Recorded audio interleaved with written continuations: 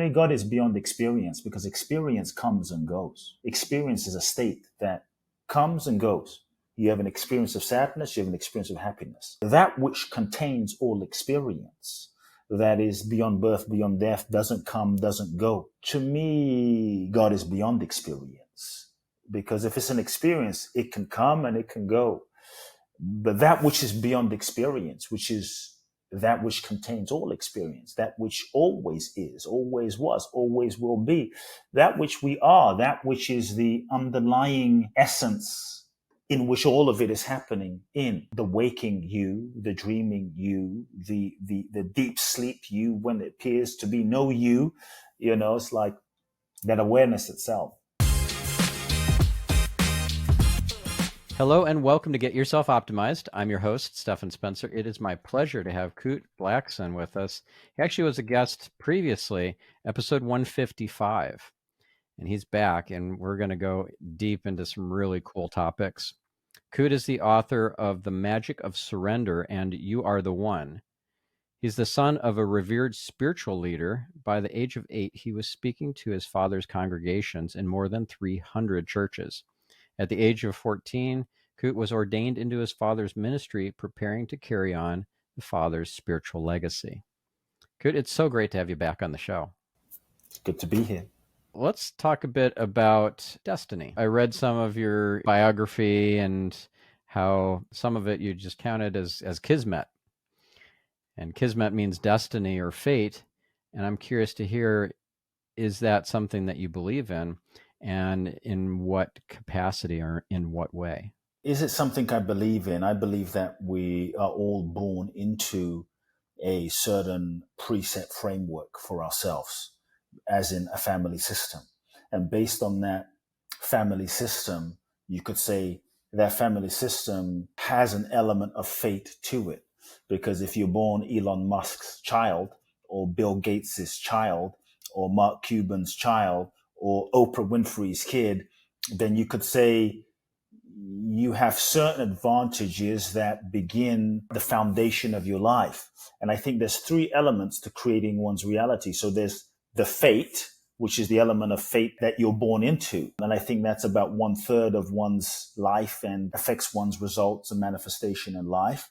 But just because you're born into a certain reality, born into a slum, born in a favela in Rio, born to Bill Gates, born in, the middle America somewhere, born into a family with addictions, even though there's a level of fate there, that doesn't mean you're stuck in that. That doesn't mean you don't have certain intentions, options, and a capacity to elevate yourself out of your fate. I think that part of us as human beings, we incarnate into this human experience in order to reconnect with our authentic nature, in order to be able to, shall we say, elevate ourselves out of the fate that we were born into. And why is it that some people, they're born into dire circumstances, but go on to achieve incredible things? Why is it that some people are born into mega zillionaire family and yet end up, destitute and addicts and not being that productive? And so fate by itself doesn't have the ability to determine your entire life trajectory. And so that's one element. The other element that I think has an impact in our life possibility is our own intentional will, effort, commitment. And I think that comes from one's own perseverance, that one's own intention, one's own creativity, one's own willpower, one's own ingenuity. I think this is why you see some folks that have been born into really challenging situations through their intent and their hard work ethic and their willpower and their mindset and their focus have elevated themselves out of the fate that they've been sort of born into and have overcome some of the most difficult things in life. The other thing, so that's sort of 30%. And I think the other element is one's environment, which is where the location of where one lives, one's space, one's home, the energy in one's home. I think these things also affect one's future and life and manifestations also. So yes, even though we're born into a certain fate, that doesn't mean we are slaves to it. Even though we're born into a certain reality, doesn't mean we can't change it in some way.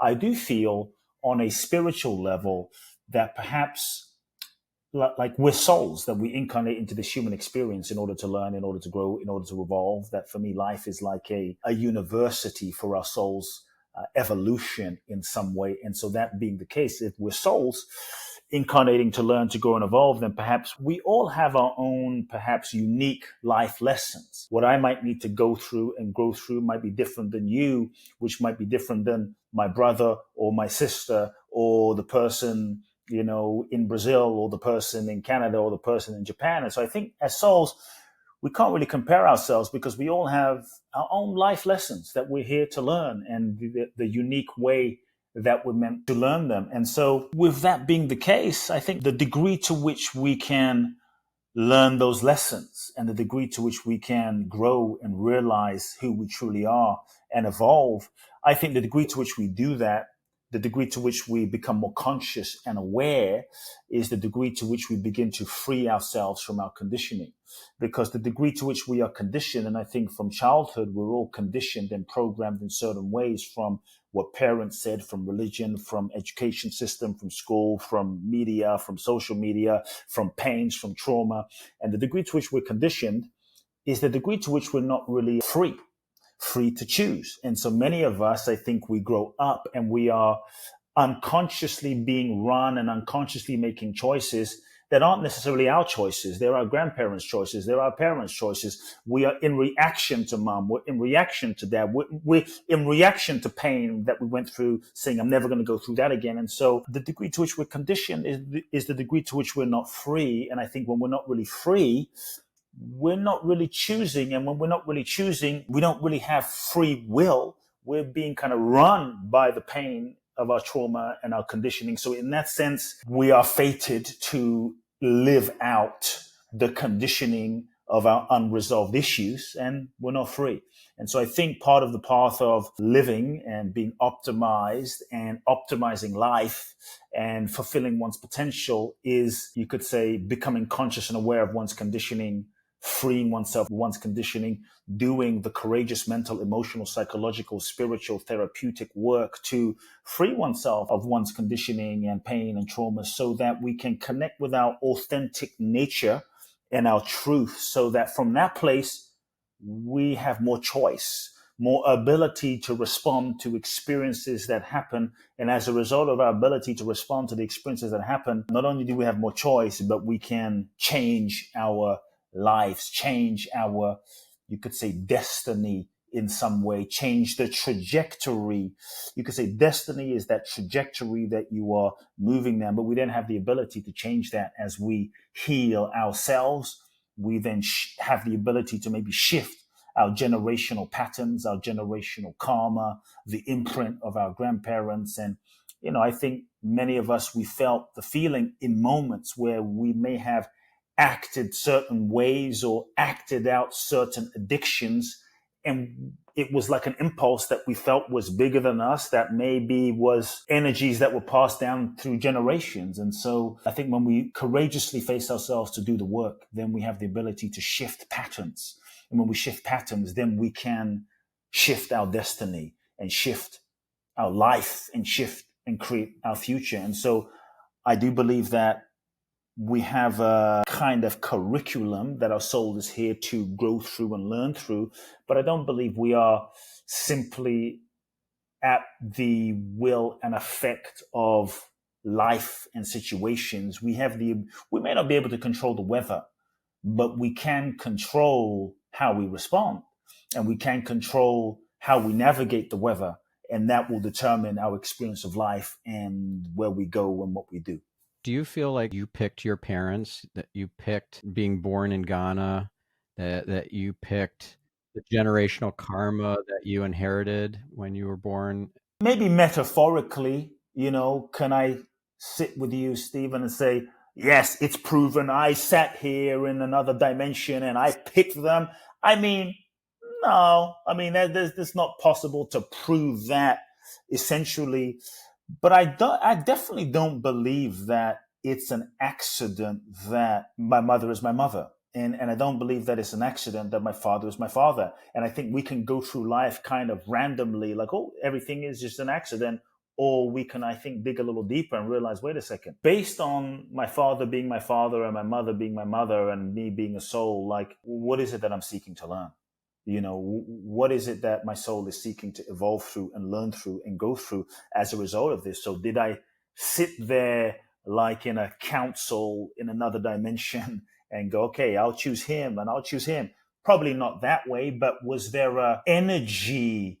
I believe that what we are is energy more than anything. We're energy. We're consciousness that is energy.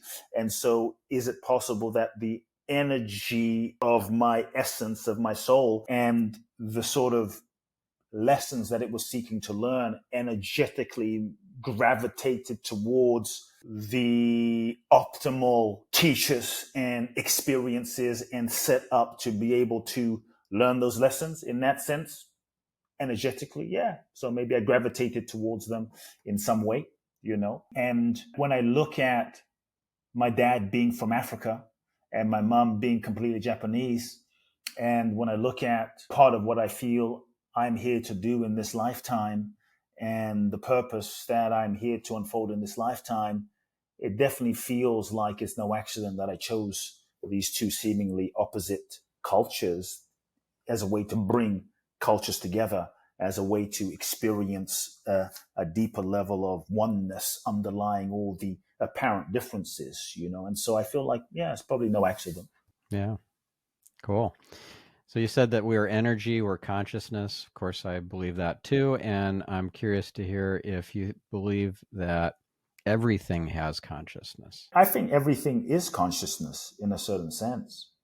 To me, life and existence is a manifestation of consciousness. Everything manifested from consciousness. And everything manifested from consciousness, it carries an aspect of consciousness. And for me, life, consciousness manifesting as a multiplicity of form and all matter. Everything has a certain consciousness and everything contains energy.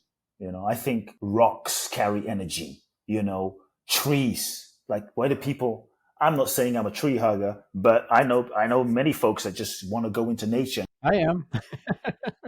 Yeah, there you go. Hug a tree. It's like, why? I don't know. I just feel, yeah, it carries a certain energy of thousands and thousands of years. You go into certain temples. It's like, wow, why do temples feel, because also not just the energy of the land that flows through them, but the consciousness with which it was made and the people that are praying in these particular places carry a certain energy and vibration. And so back to the question, to me, everything is a manifestation of consciousness. And that being the case, everything is consciousness. Everything is, vibration. Everything is vibrating at a certain frequency energetically.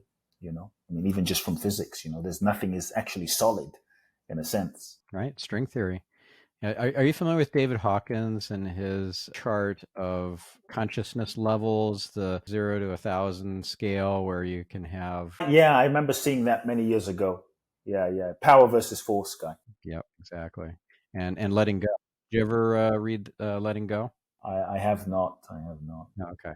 Because you've read a lot. You've read, what, 1,000 books at least, something like that? Yeah, I read many, many books as a kid, and I read many books in my 20s. I still read sometimes, but for me, I got to the point where I read so many books that I just experienced that there was a difference between reading about something and directly experiencing it. And it was like, I just got tired of reading the menu. Going to a restaurant and reading the menu is like, well, this is how good a steak tastes, and this is how good this salad is, and this is how amazing this curry dish is. It was like, I was tired of reading the menu, and I felt like I was an expert at reading the menu. And I got to the point where I wanted to experience myself. I wanted to experience truth. I wanted to experience God. I wanted to experience, I wanted to taste it. I wanted to experience it. And so there came a point where I'm not saying I stopped reading, but I stopped reading, and it became more about less about the sort of intellectualization of it and more about like experiencing it and knowing it in my being, in my essence for myself. And so that's what my focus became, after a while. Yeah. So when I went to India on a platinum partner trip with Tony Robbins, the oneness monks that were there had explained that God is an experience, not a belief. And that was really profound for me. What are your most profound experiences of God? Have you had any kind of glitch in the matrix type moments or mystical experiences or anything where you've felt oneness with the creator and all that is? I think in many ways, even from childhood, I felt certain things. Growing up in a kind of mystical environment with a father that was like a miracle working, African Siddha yogi in a certain sense. And so, but I would say that in my teens, I had certain experiences. Like I remember being in India in my early 20s. There were many things that occurred. But I remember one time I would run on the banks of the Ganges in Rishikesh every morning, take a 7-mile run. And then I would stop and stretch for half an hour and do some kind of made up yoga, on the banks of the Ganges. And then I would take a dip in the Ganges every day for like a month. And I remember one day, the Ganges in Rishikesh is not too bad. The Ganges in Varanasi is crazy. But I would dip in it every day. And I remember one day I was sitting on the Ganges and in meditation, and I opened my eyes and I don't know what happened, but I was looking at this river and everything was merging and I was looking at all the waves crashing into each other. It was like a flash, but it felt like hours of teaching. It was like this whole river is life and this whole river is humanity, and we are all part of one river flowing from the same source, flowing into the same direction. And where does one wave end and another wave end, crashing into each other? And is there no separation between one wave and another wave? And it was like this sort of, I don't know, epiphany flash that was beyond my understanding. And something dissolved and I saw the illusion of myself, the illusion of separation, the illusion that I am anything special, and the illusion of any sense of separate self, that we are all one ocean, one body of water, one consciousness manifesting itself in this multiplicity of form. But it just was like so clear in that moment. And I remember crying and then laughing uncontrollably because it felt like a cosmic joke, like this whole thing is a one-man play. Life is an entire one-man play when we are all being played by the one character called the divine, the infinite consciousness. Trump, Biden, Bush, Clinton, all of it, all the seeming opposite polarities are just masks that the infinite consciousness is wearing as the divine actor that is playing this play called life. And, when the veils drop in a waking up or we die, then the masks come off and we realize, surprise, it's just being played by the one character. And it was only one of us here all along. And the person that broke my heart was actually not separate from me. It was just another manifestation of myself playing another character. And so even in that sense, I saw that at that deeper spiritual level, there's actually no one else other than me. There's no one even to forgive in that level because there's no one else to forgive. And it was just like this, it's hard to explain, but this cosmic joke that just saw some things, and I'll never forget tears rolling down my face and walking through Rishikesh, wanting to hug everybody. And, in India, it's not the most touchy-feely place. And so I just wanted to like hug people because it was a moment of like, you are me and I am you and there is no one else here. And it was just, in that inherent recognition of the shared being, there was just love present. All that there was love because there was no separation. And it was so overwhelming. It was a unique moment that has stayed with me in certain ways, Yeah, but I think God is not an experience. I think this was 4 years ago, 22 years ago, 20 some years ago. But I mean, God is beyond experience because experience comes and goes. Experience is a state that comes and goes. You have an experience of sadness, you have an experience of happiness. That which contains all experience, that is beyond birth, beyond death, doesn't come, doesn't go. To me, God is beyond experience. Because if it's an experience, it can come and it can go. But that which is beyond experience, which is that which contains all experience, that which always is, always was, always will be, that which we are, that which is the underlying essence in which all of it is happening, in the waking you, the dreaming you, the deep sleep you, when it appears to be no you, it's like that awareness itself. Because experiences like the movies sometimes change and the colors change. But even if it's a great experience, a great movie, it's like, wow, well, that's not God. There's something that is the background of all of the characters and all of the experiences that is just unchanging. I would point to saying like that, like that's God, Yeah. What you're saying, and then also something you said earlier about the menu, reminds me of a quote that I think you'll enjoy. It's from Rabbi Rami Shapiro. And the quote goes like this: "Aren't all religions equally true? No, all religions are equally false. The relationship of religion to truth is like that of a menu to a meal. The menu describes the meal as best it can. It points to something beyond itself. As long as we use the menu as a guide, we do it honor. When we mistake the menu for the meal, we do it and ourselves a grave injustice." Yeah, it's beautiful. Have you had an experience where you've heard like the voice of God or seen a vision of God other than the one that you described, where the river, just everything flowed into it and all was the river? Yeah, right now I'm looking at it on the screen. Happens to be manifested Stephen Spencer. And that's the face that God is playing right now. But your voice is the voice of God. What other voice is it? And so for me, God is not some otherworldly separate thing in some ultimate sort of 17th dimension. God is here and now, manifested as everything. When I hold my 14-week-old baby son in my hands, and he cries and he's going crazy and kicking. And I look at him now. It's God singing to me. It's God singing to me right here. The sound of God. What else is it other than that? The sound of God singing to me. And when I understood that, it just transformed my relationship to like, here I want to go meditate so I can see the blue light and see God in some other dimension. And God is right here singing to me in the screaming cry of my son. It's like, wow, changes everything for me. So for me, God is not some otherworldly thing. God is here now, alive in all, in you, in me, as all, as everything.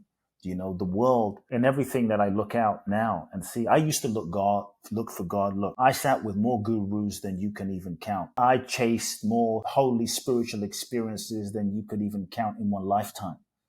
And now I really don't give a shit about any of that. Blue light, psychedelic plant medicine. To me, spirituality is not some far off thing.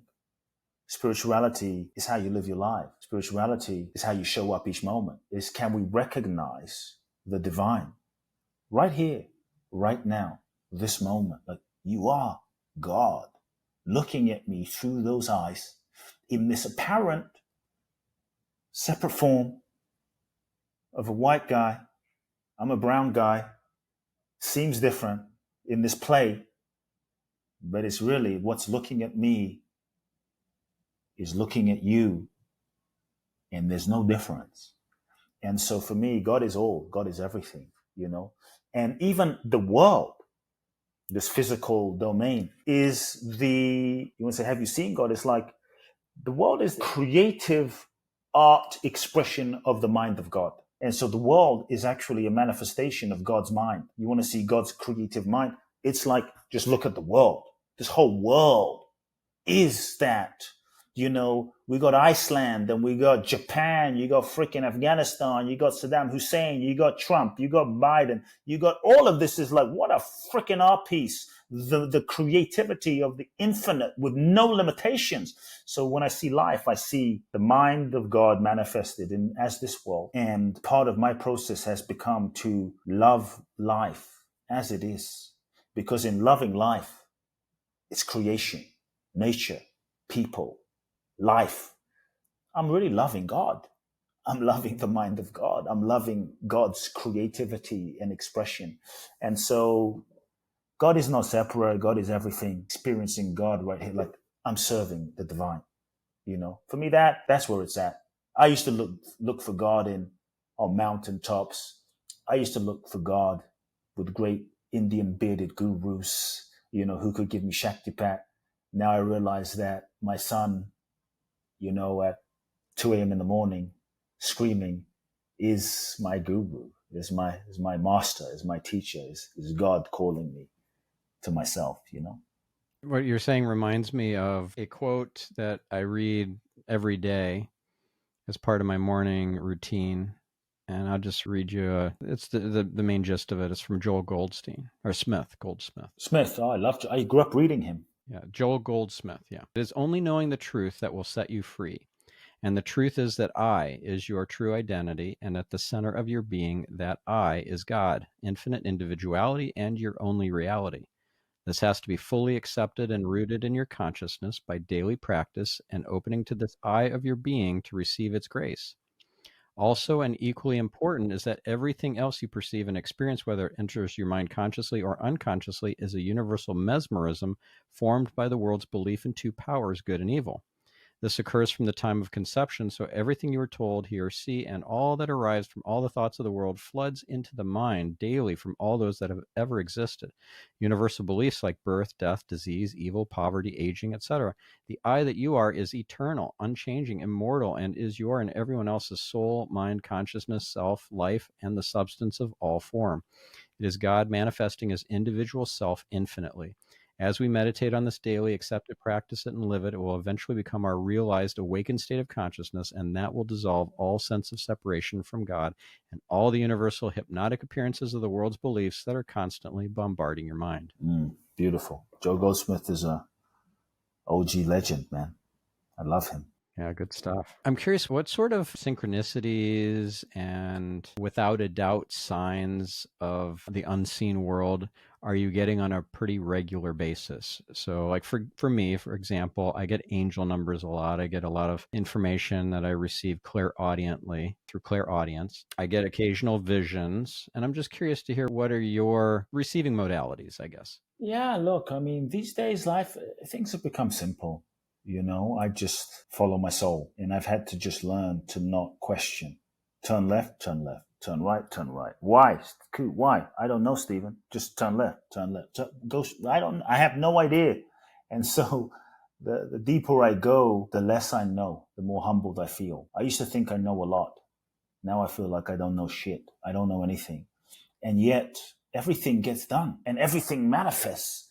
And I'm like, wow, I'm not really doing it. I thought I was the doer, but I'm not really the doer of anything yet. Everything seems to be unfolding better than I could have imagined. And so it's kind of like, in order to enter the kingdom of heaven, you must be like a child, the innocence of a child. It's like, and so the deeper I go, the less choice, this might sound strange, the less choice I feel I have, the freer I feel. The freer I feel. The more in ego I used to be, the more choice I thought I had, the more limited I actually was. Because, for me, more and more, like my will and thy will just kind of aligns more and more. And so these days, it's just following life, allowing life to lead me, allowing life to show me, turn left, okay? I don't need to know why. All I know is following the guidance. And sometimes the guidance comes in a gentle nudging. Sometimes the guidance comes in a subtle feeling in the body. And so just paying attention to the body, paying attention to the subtle feeling, paying attention to the flow, allowing life to lead me. And so becoming a follower of life and follower of the intelligence, and just many things won't make sense in the moment, I found, but will tend to make sense after the fact. And I've just seen miracle after miracle after miracle after miracle happen. I was told to move to Phoenix. I moved to Phoenix I had a house there. Moved to Miami. I was told to go to Brazil. Went to Brazil. Met my wife in Brazil. Had a child. I mean, all of these things. So just for me, it's just cultivating, just listening. And sometimes the listening is a voice, but sometimes the listening is a sensation. Sometimes listening is a feeling. Sometimes listening is just a vibe. Sometimes it's just a fleeting something. And so I just do my best to follow that more than anything. And, I used to, in terms of numbers and things and superstitions, and I don't want to downplay it or upplay it, but, 1111, seeing these numbers and, these days things have become more simple where it's like any moment, every moment is the moment. And it's not just, oh, I saw a number, so this means, no, like now it is 3:48. It's a holy freaking sacred moment right now. Why? Because we're here. Because it is, And so I have learned to assign less meaning to, oh, it's 11:11. It means what? It means whatever you choose it to mean. And this mean in any moment, you can change your destiny with a choice with what you choose to make something mean in a moment. And so it's 3:49. It's that special moment because we're here, because you're here, because I'm here, because we hold that sacred intention, because we bring that sacred awareness, because we're present, because we're conscious. And so no different than like, is it because you went to temple that made it holy and sacred? Because, you can be in temple, somebody can be in a temple and be thinking about their job, thinking about paying the bills, thinking about making love to their spouse and not be present fully there. Or you could be in the toilet and taking a poop, but still be in complete connection with the divine, complete gratitude and reverence for life and the life that is this moment. And so I think what I've been trying to do and part of the path is, can we experience the sacredness in all things? Can we experience the sacredness in all moments? Can we, where the seeming ordinary becomes extraordinary? And, I'm someone that grew up seeing miracles happen. And my father, healed people and blind people seeing, and he'd put his hands on, people would pick up the sand that my father walked on and wipe their faces with it, and they would stand up. And so for me, the miraculous has always been part of my life. And yet I've gone full circle to every moment is really miraculous if we're paying attention. Every moment is really special and miraculous. It's all miraculous. Like you mentioned 349. I was just curious to see in the Kyle Gray book what what that corresponded to. And here's what it is. You don't need permission to be who you are. You were born to be powerful. Accept it. Like everything is a sign. Nothing is random. Everything is from God. Everything is a sign. If someone's listening and you've been looking for your sign, this is it. The fact that you incarnated into this human experience, this is your sign. This is it. You're ready. You wouldn't be here if you weren't ready and meant to be here. So trust it, trust it. Yeah. Yeah. And it's not random that you're listening to this right now, whoever you are. Yes. It's a sign. Amazing. And so what's your definition of miracle? For me, the miracle is just right now. I wish I could say, oh, miracle is a shift in perception. Miracle is, I don't see it as something extraordinary anymore, something out of the norm. So for me, a miracle is just being present to the magnificence, to the blessing, to the grace that is this very moment. And I think when we can just be here now fully and take in our breath, that's a miracle, And it doesn't sound like a big deal, it doesn't sound like a big deal, but the moment you can't breathe, it sure as hell is a big deal. And so for me, miracles is just here. It's just being here now, being here, present fully, right here, right now. And we miss it, and I know in many moments of my life, because I was seeking the miraculous somewhere, I missed the moments. Like my mother died in 2017. She passed away due to stomach cancer. And it was rough, man. It was challenging, I had some amazing moments with her, but what started out as the worst year of my life became the best year of my life. And the whole process of her dying was a miracle. It was miraculous, the greatest gift. The whole process of me I would fly back and forth from LA to London to be with my mother during her chemo sessions. 1 week out of every month, I'd fly, be with her. And it was a lot, but we sat in her chemo, honestly, talking about nothing much and life, and 8 hours just talking, shooting the breeze. It was miraculous, just sitting there, being with her, like just being present with her was a miracle. And the only regret I had in my life, I don't have many regrets, was the feeling of shit. Why did I not spend more time with my mother? Because I was too busy, because I thought there was something more important. I thought there was somewhere to get to. And when I just sat holding my mother's hand in chemo, where this stuff is pumping through her veins, and we're just talking about life and nothing much and everything, it was like, this is it right here. So for me, maybe a miracle is just that recognition that this moment is it, right here. This is it. Nowhere else. Right here. I got a great definition of miracle from Kabbalah a few years ago, and I love it. It's simply this, that a miracle is defined as removing the illusionary veils that don't allow us to see the light in every experience and moment. There you go. Yeah, that's a nice way to put it. This moment is a miracle, man, being here with you, having this conversation, Like if we really think about it, it's like, shit, here I am. Firstly, even if we were in the room together, the fact that two people from seemingly different backgrounds can sit and make these sounds, and you can understand and I can understand, and we can now coherently have this communication and dialogue is a miracle. I mean, we act like it's normal, but it's crazy. We're making these sounds, and here we are talking, and you understand me and I understand you. And then add to the fact that now let's say we do this virtually, and I'm seeing you, or I think is a version of you on a screen, and now we're having another layer of that conversation. We're not even in the same room. It's miraculous, man. Yeah. But of course, time, space, and motion are all illusion. So we're not separated by distance. Exactly. Speaking of your mother, and so she was Japanese, and you must have learned some incredible things about life and yourself and how the world works and how God works through your exposure to Japanese culture.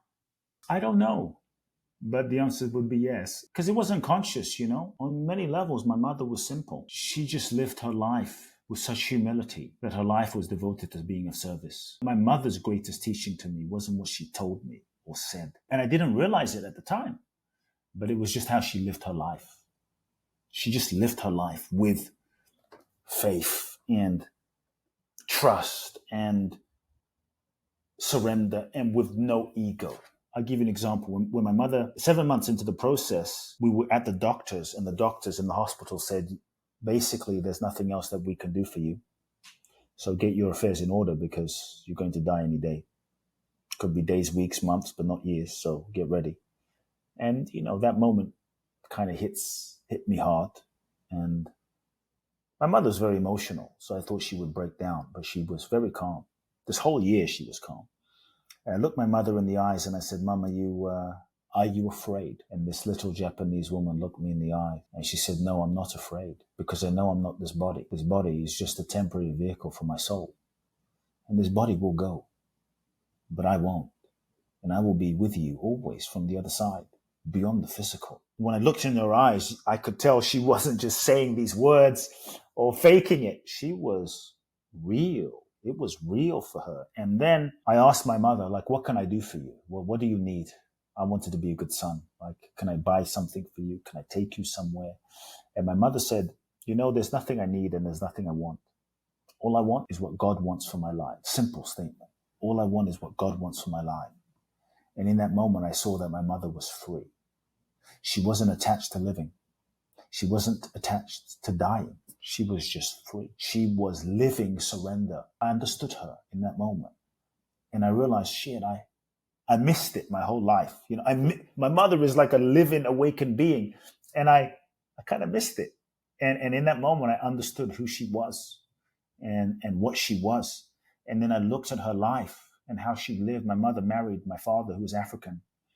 and agreed to get married without ever having physically seen him or met him or spoken to him, just following her soul because she felt her destiny was that.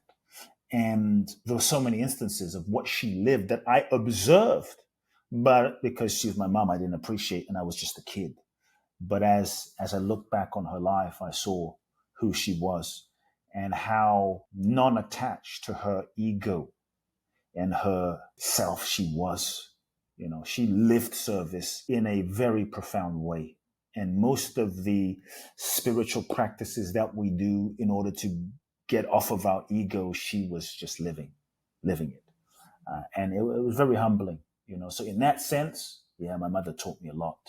You know, did I go to Japan many times? And yeah, that was all great. But I think my mother's example taught me everything. Yeah. Beautiful. Beautiful.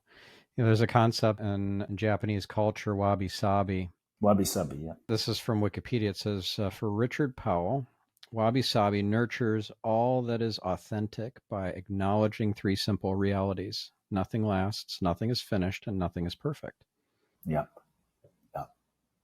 Beautiful. So by accepting the impermanence of this physical vessel that we're in, and that we can't possibly complete everything on our to-do list, and that nothing's perfect and nothing ever is meant to be anyways. This is all just experience.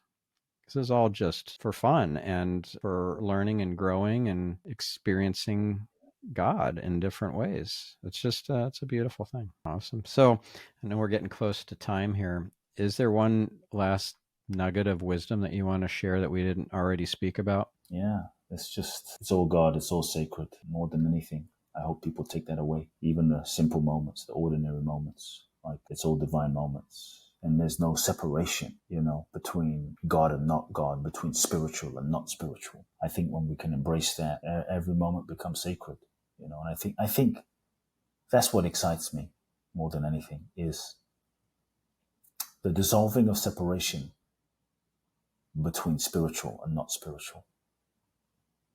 Because then when we dissolve that, then because there's nothing that is not God, right? There's nothing independent of God. nothing really, you know. We define it like, oh, yeah, I'd rather meditate and that's spiritual, but I think when we bring the awareness of the sacred in all things, then everything, life takes on a different context, you know, a different vibe, a different intention, a different everything. And that's when we realize we have no enemies. Yeah, we have no enemies. Like the true essence of like namaste becomes real. Mm-hmm. Yeah. Because at the end of the day, it's just us and God. Yeah. Or at the end of the day, it's just God. Mm-hmm. Yeah, that's really what it is. You know, for me, there's like 3 levels of prayer, right? The first level of prayer is, you know, growing up in the church where we prayed. So the first level of prayer is a lot of separation in that, which is all about pleading God. You're like God as something separate from yourself, like a cosmic vending machine, Santa Claus, that you need to pray to God, to this thing, to this being, to this cosmic Santa Claus, dear God, and you're pleading God for help, for something, like, dear God, please help me, right? Pleading. That's one level. The next level is the gap shrinks a bit more, but you're kind of more praising in gratitude and praise to God. And there's still a level of separation in that, you know, of like, thank God, thank you, God, thank you, like as though it's separate. And that's the level of sort of praising. But the next level is just presencing, where there really is no separation and you just rest in the presence that, oh, could be still and know that I am God. And you rest in the presence and you commune with that which you are. That's when magic opens up. Yeah. Live life like a prayer, because every moment is divine. Amazing. All right. Well, where does our listener go to learn more from you and experience more? I would say a couple of ways. Get the book, The Magic of Surrender. It's a roadmap to living surrender in life. Available on Amazon. Get the paperback version. Check it out there. Depending on when people listen to this interview, this December, the 5th through the 16th, I'm doing a very special event in Bali. It's going to be my last event in Bali. I've done 21 events in Bali. It's called Boundless Bliss, the Bali Breakthrough Experience. It's 12 days. It's life-changing. And so if you're someone who you feel ready for your next level in life, ready to transform, ready to connect, ready to align, ready to share your gifts with the world, www.boundlessblissbali.com, boundlessblissbali.com. Find out all the info there and apply December the 5th through the 16th. My main website, kuteblackson.com, Instagram, Kute Blackson, Facebook, Kute Love Now, and my podcast, Soul Talk. Amazing. All right. Well, thank you so much, Kute. Thank you. And thank you, listener. Make it a great week and reveal some light in the world. We'll catch you in the next episode. I'm your host, Stephan Spencer, signing off.